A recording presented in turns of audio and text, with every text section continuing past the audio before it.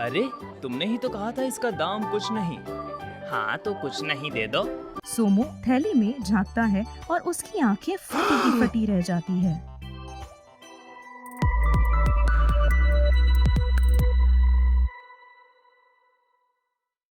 राजा कृष्णदेवराय और तेनालीरामन के बीच की गहरी दोस्ती के चर्चे पूरे विजयनगर में फैले हुए थे। उसके पीछे की सबसे बड़ी वजह ये थी कि राजा के उलझे हर सवाल का जवाब तेनालीरामन के पास होता था।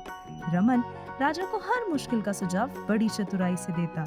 उनके बीच की इसी गहरी दोस्ती से कई लोग जलते। कुछ लोग तो तेनालीरामन को राजा के सामने नीचा दिखाने के लिए नए नए मौके ढूंढते रहते, पर रमन की चतुराई के आगे सब नाकाम रहते।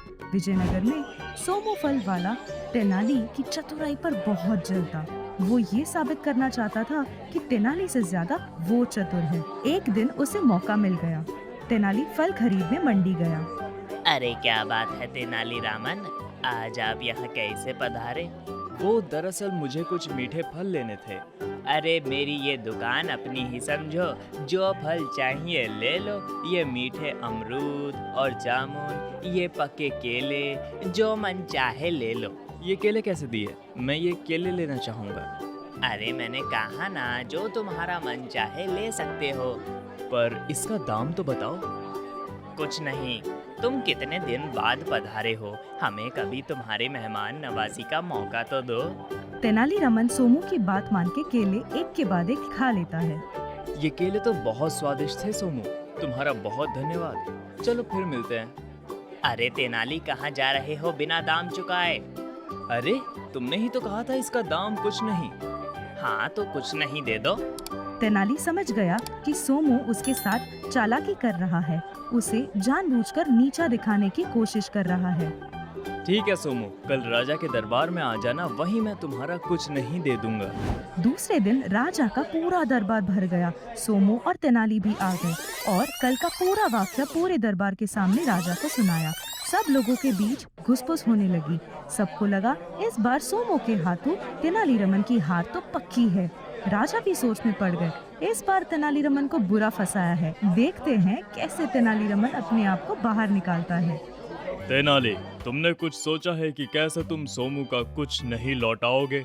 हाँ सोचा है ना महाराज, इसीलिए आपकी मौजूदगी में देना चाहता हूँ, ताकि कल को सोमू अपनी बात से फिर ना जाए। फिर तेनाली अपने साथ लाई एक लाल रंग की थैली सोमू को दे देता है।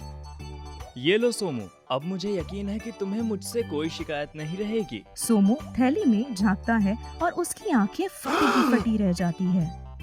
अरे सोमू, अकेले ही देखते रहोगे या सबको दिखाओगे? पूरे दरबार और महाराज को भी दिखाओ। हाँ हाँ भाई, हमें भी दिखाओ। सोमू, अब हमसे ज्यादा प्रतीक्षा नहीं हो सकती। अभी के अभी दरबार में दिखाओ, आखिर तेनाली ने तुम्हें क्या दिया है। महाराज, आपको प्रतीक्षा करनी पड़ी, इसके लिए माफी चाहता हूँ, पर तेनालीरामन ने मेरे साथ बहुत बड़ा मजाक किया है। आप लोगों के सामने ऐसे जता रहा है जैसे इसने मुझे खजाने से भरी थैली दे दी हो, मगर इस थैली में कुछ नहीं है महाराज। तो महाराज, इसमें मैंने क्या गलत किया? कौन सा बड़ा मजाक किया? सोमू ने जो मांगा था वही तो दिया, अब उसमें भी नाराजगी। सोमू ने दाम कुछ नहीं कहा था तो मैंने उसे वही दिया। वाह रमन वाह, तुम्हारी चतुराई का कोई जवाब नहीं। सोमू, अब तुम रमन पर कोई झूठा इल्जाम नहीं लगा सकते।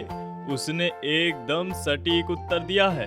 तुम्हें तुम्हारा कुछ नहीं आखिरकार लौटा ही दिया। पूरा दरबार तेनाली की वाहवाही करने लगा और सोमू मुंह झुकाकर वापस लौट चला।